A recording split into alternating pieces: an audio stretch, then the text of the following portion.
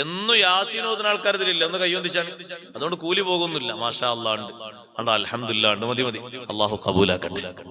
ഒന്ന് ആമീൻ പറഞ്ഞേ, അള്ളാഹു കബൂലാക്കട്ടെ. നല്ല ഖൈറാണ്. മുറാദൊക്കെ ഹാസിലാകണ്ടേ. രാവിലെ തന്നെ ഫസ്റ്റ് യാസീൻ ഓത്. നിസ്കാരം കഴിഞ്ഞ് സുബഹി നിസ്കാരം യാസീൻ മാത്രമേ ഓതാവൂ നല്ലട്ടോ പറഞ്ഞേ. ഞാൻ അങ്ങനെ ആരും അടിവരടരുത്. ആദ്യമായിട്ട് നമ്മൾ ഓതുന്ന യാസീൻ ഒരു 7 മിനിറ്റ് 8 മിനിറ്റ് പോരെ. ഇതിനങ്ങനെ പിശുക്കണ്.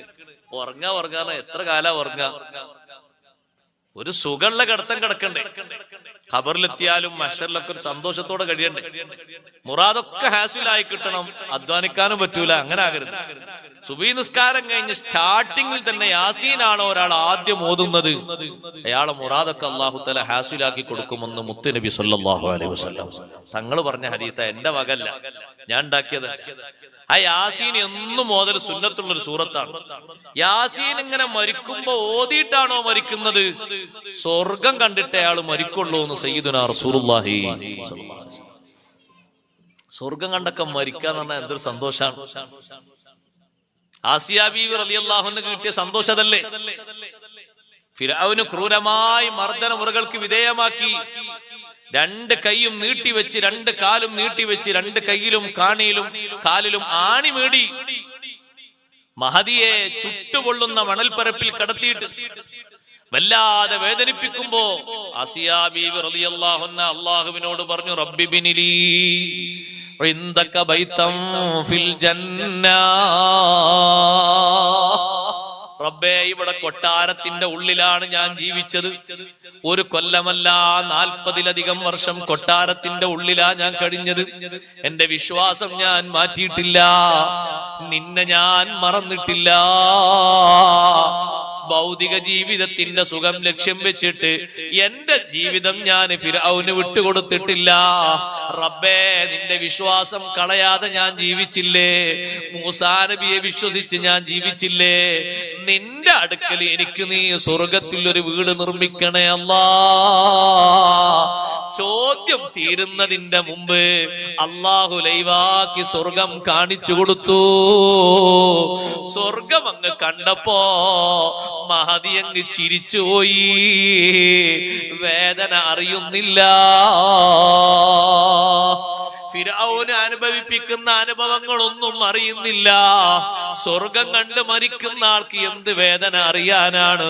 മുത്തുനബി സല്ലല്ലാഹു അലൈഹി വസല്ലം തങ്ങളെ കണ്ടു പിരിയുന്ന ആൾക്ക് എന്ത് മരണവേദന അറിയാനാ? മലക്കുകളെ കണ്ടു പിരിയുന്ന ആൾക്ക് എന്ത് വേദന അറിയാനാണ്? മലക്കുകൾ വരാൻ ടൈമായി എന്ന് പറഞ്ഞിട്ട് വീട്ടിൽ നേരത്തെ കൊടുത്ത അത്തർ വാങ്ങിയിട്ട് വീടിന്റെ ഉള്ളിലൊക്കെ അത്തർ തെളിച്ച മഹാനല്ലേ സൽമാനുൽ ഫാരിസി റളിയല്ലാഹു അൻഹു. മരണത്തിന്റെ നേരമായപ്പോ ഭാര്യനെ വിളിച്ചിട്ട് പറഞ്ഞു, നിന്റെ കയ്യിൽ സൂക്ഷിക്കാൻ തന്ന അത്തർ എവിടെ? ആ അത്തർ എടുത്തുകൊണ്ട് വന്നപ്പോ ഇവിടെ എല്ലാം അത്തർ തെളിക്കൂ, അതിഥികൾ വരാൻ സമയമായി. ആരാണ് അതിഥികൾ എന്ന് ചോദിച്ചപ്പോ മലായികത്തുർ റഹ്മാൻ അല്ലദീന തതവഫാഹുമുൽ മലായികത്തു ത്വയ്യിബീന യഖൂലൂന സലാമുൻ അലൈക്കും. നല്ല നിലക്ക് മലക്കുകൾ വന്ന് വരവേറ്റു കൊണ്ടുപോകുന്ന ആളുകളോട് മലക്കുകൾ സലാം പറയുമെന്ന് ഖുർആൻ. സ്വർഗത്തിന്റെ സന്തോഷ വാർത്ത അറിയിക്കും. ഒന്നുകൊണ്ടും പേടിക്കേണ്ടതില്ല. അത്തർ പൂശിയിട്ട് മലക്കുകളെ സ്വാഗതം ചെയ്ത മഹാനാണ് സൽമാനുൽ ഫാരിസി റളിയല്ലാഹു അൻഹു. 13 മക്കളും ചുറ്റും നിൽക്കുമ്പോ ശൈഖ് ജീലാനി റളിയല്ലാഹു അൻഹു കൈയിങ്ങനെ പൊക്കിയിട്ട് വഅലൈക്കുമുസ്സലാം വഅലൈക്കുമുസ്സലാം വഅലൈക്കുമുസ്സലാം സലാം മടക്കി പോയില്ലേ? മലക്കുകൾ വന്ന് സലാം പറഞ്ഞുപോയി. എന്തൊരു സന്തോഷമാണ്. ഖുർആൻ കേട്ടുകൊണ്ട് മരിക്കാൻ കഴിയണം. ഷാഫി ഇമാം തങ്ങൾ വഫാത്തായതുപോലെ ശിഷ്യന്മാര് ചുറ്റും കൂടി നിന്നിട്ട് യാസീൻ ഓതിയില്ലേ? യാസീൻ സൂറത്ത് തീരുന്നതിന്റെ മുമ്പ് ഷാഫി ഇമാം തങ്ങൾ വിടവാങ്ങിപ്പോയി. ഒരൊറ്റ സുന്നത്ത് നിസ്കാരം പോലും ഷാഫി ഇമാം തങ്ങൾക്ക് നേരമായത് നിസ്കരിക്കാൻ ബാക്കിയില്ല. ഒരു ഫർള് പോലും നഷ്ടമായിട്ടില്ല. ഒരു നോമ്പും നോൽക്കാൻ കഴിയാതെ ആയിട്ടില്ല. എല്ലാ അമലുകളും കൃത്യമായി നിർവഹിച്ച് സന്തോഷത്തോടെ വിടവാങ്ങിയ ഷാഫി ഇമാം റളിയല്ലാഹു അൻഹുവിനെ മറന്നുപോയോ മുഅ്മിനീങ്ങളെ? നല്ല സ്ഥലങ്ങളിൽ മരിക്കുന്നത് നല്ല മരണത്തിന്റെ അടയാളമാണ്. മദീന മുനവ്വറയിൽ വഫാത്താകാനായോ? ബൈത്തുൽ മഖ്ദിസിൽ മരിക്കാനായോ? മക്കത്തുൽ മുക്കറമയിൽ വഫാത്താകാനായോ? എന്തൊരു ഭാഗ്യമാണ്. ബഹുമാനപ്പെട്ട ഉമർ ഇബ്നുൽ ഖത്താബ് റളിയല്ലാഹു അൻഹു എത്ര കാലമാണ് അല്ലാഹുവോട് ദുആ ചെയ്തത്? അല്ലാഹുമ്മർസുഖ്നി ഷഹാദതൻ ഫീ സബീലിക വജ്അൽ മൗതി ഫീ ബലദി റസൂലിക. എന്റെ മരണം നിന്റെ മാർഗത്തിലുള്ള ഷഹാദത്താക്കി തരണേ അല്ലാഹ്. എനിക്ക് രക്തസാക്ഷിയായിട്ട് മരിക്കണം. സുബ്ഹ് നിസ്കാരത്തിൽ വന്നിട്ട് ഒരാൾ കുത്തിയിട്ട് അയാൾ തിരിച്ചു പോകുമ്പോ 8-9 ആളുകളെ വീണ്ടും കുത്തിയില്ലേ? പിന്നീട് അയാൾ സ്വമേധയാ ആത്മഹത്യയും ചെയ്തില്ലേ? ആരാണ് എന്നെ കുത്തിയത് എന്നുള്ള വിവരം കുറെ കഴിഞ്ഞിട്ട് അന്വേഷിക്കുമ്പോ അബൂ ലുഅ്ലുഅത്താണ് നിങ്ങളെ കുത്തിയതെന്ന് പറയുമ്പോ ഉമർ ഇബ്നുൽ ഖത്താബ് തങ്ങളെ സന്തോഷം എത്രയാണ്! അൽഹംദുലില്ലാഹ് അല്ലദീ ലം യജ്അൽ മൗതി ബിയദി മുസ്ലിമിൻ. അല്ലാഹുവേ, നിനക്കാണ് സർവസ്തുതിയും. ഒരു മുസ്ലിമിന്റെ കൈ കൊണ്ടല്ലല്ലോ എനിക്ക് മരണം വന്നത്. അതേ, സത്യനിഷേധിയായ ഒരു മനുഷ്യനല്ലേ എന്നെ വന്ന് സുബ്ഹി നിസ്കാരത്തിൽ കുത്തിപ്പരിക്കേൽപ്പിച്ചത്. അള്ളാഹുവിനോട് ചോദിച്ച ചോദ്യം കിട്ടിപ്പോയി. എന്റെ മരണം നിന്റെ റസൂലിന്റെ നാട്ടിലാക്കി തരണേ. എനിക്ക് മക്കയിൽ മരിക്കണ്ട, മദീനത്ത് മരിക്കണം. മക്കത്തെ ഹജ്ജിന് പോയപ്പോ പനി പിടിച്ചപ്പോ പൊട്ടിക്കരഞ്ഞു പോയി സഅദ് ഇബ്നു അബീ വഖാസ് റളിയല്ലാഹു അൻഹു.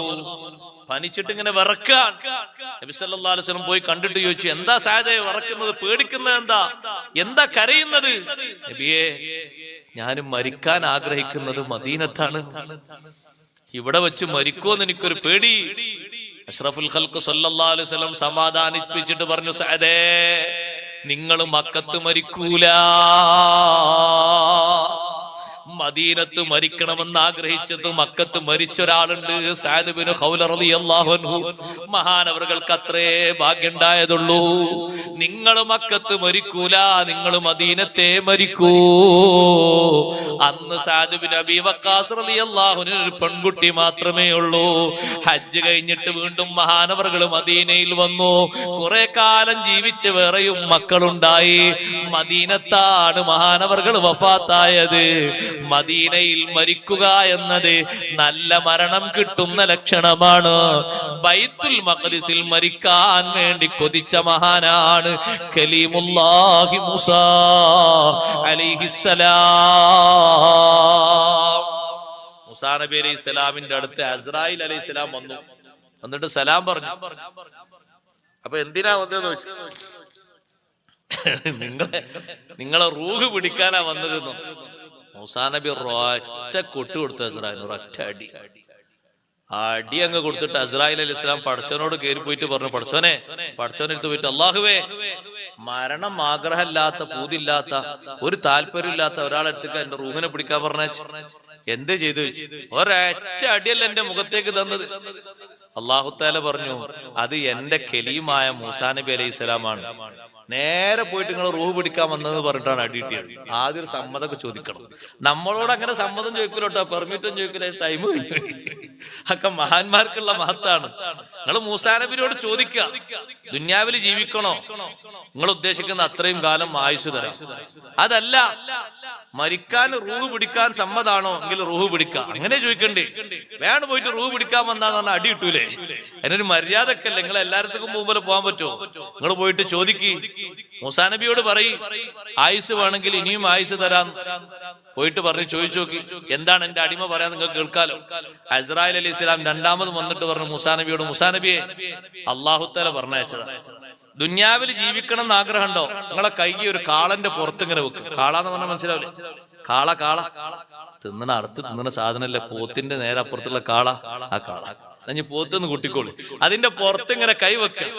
ഈ വിരലിന്റെ ഈ കൈയിന്റെ ഉള്ളിൽ എത്ര രോമം പെടുന്നുണ്ടോ ഒരു രോമത്തിനനുസരിച്ച് ഒരു വർഷം തരാം. അപ്പൊ എത്ര രോമം ഉണ്ടാവും?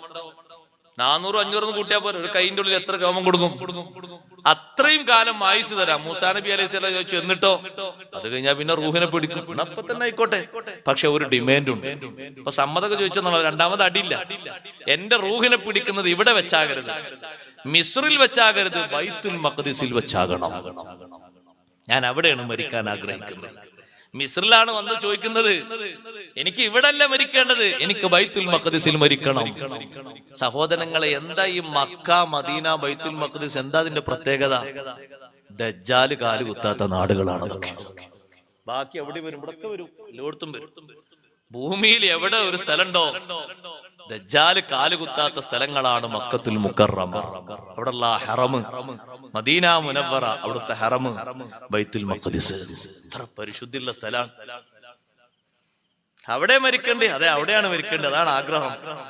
മൂസാ നബി അലൈഹിസ്സലാമിനെ അങ്ങോട്ട് അല്ലാഹു എത്തിച്ചു. ബൈത്തുൽ മഖ്ദിസിൽ വെച്ച് മൂസാ നബിയുടെ റൂഹിനെ പിടിച്ചു. ബൈത്തുൽ മഖ്ദിസിൽ നിന്നൊരു കല്ലെറിഞ്ഞാലെത്തുന്ന അത്രയും അടുത്താണ് മൂസാ നബി അലൈഹിസ്സലാമിന്റെ ഖബറുള്ളത്. സിയാറത്തിന് അല്ലാഹു തൗഫീഖ് തരട്ടെ. നല്ലോണം മുറുക്കി ആമീൻ പറഞ്ഞോളി, അല്ലാഹു തൗഫീഖ് തരട്ടെ. നമ്മൾ പോയിന ഉസ്താദേ? അല്ലാഹ്, നമ്മൾ പോയപ്പോ നമ്മളെ കൂടെ ഉള്ള 2 ആലിമീങ്ങളൊന്നില്ല. ഒന്ന് താജുശ്ശേരി അലി കുഞ്ഞുസ്താദ് ഉണ്ടായിരുന്നു നമ്മളെ സിയാറത്തിന് നേതൃത്വമായിട്ട്, അല്ലാഹു ദർജയേറ്റി കൊടുക്കട്ടെ. മറ്റൊന്ന് എന്റെ പ്രിയപ്പെട്ട ഗുരുവര്യർ ചെറിയ പി ഉസ്താദ് ഉണ്ടായിരുന്നു, അവരും വഫാത്തായി, അല്ലാഹു ദർജയേറ്റി കൊടുക്കട്ടെ. മൂസാ നബി അലൈഹി സ്വലാമിന്റെ ഖബറിന്റെ സമീപത്തൊക്കെ എത്ര നേരാ നിന്നത്. എന്തൊരു സന്തോഷമാണ്. ആ ഖബറിലുള്ള അവരുടെ ജീവിതമൊക്കെ ഒന്നിപ്പോ പറഞ്ഞു തീർക്കാൻ നേരല്ല. നല്ല നിലക്ക് മരിക്കണം, നല്ല സ്ഥലത്ത്, നല്ല സമയത്ത്, നല്ല സന്ദർഭത്തിൽ, നല്ല അവസരത്തിൽ, ഏതെങ്കിലുമൊക്കെ ഒരു നിലക്ക് നമുക്ക് മരിക്കണം. കലിമ ചൊല്ലിയിട്ട് മരിക്കാൻ കഴിഞ്ഞോ വലിയ ഭാഗ്യവാനാണ്. കലിമ ചൊല്ലിയിട്ട് മരിക്കാൻ കഴിഞ്ഞു. സുഹൃതങ്ങൾ ധാരാളം ചെയ്യാം. ആഖിബത്ത് നന്നായി കിട്ടാൻ ഏറ്റവും നല്ല മാർഗം ഈമാനോടെ സൽക്കർമ്മങ്ങൾ ചെയ്യാം. അല്ലാഹു തആല തൗഫീഖ് തരട്ടെ. ഇവിടെ നടത്തുന്ന നല്ല നല്ല പ്രവർത്തനങ്ങളിലൊക്കെ സജീവമായി പങ്കെടുക്കുക.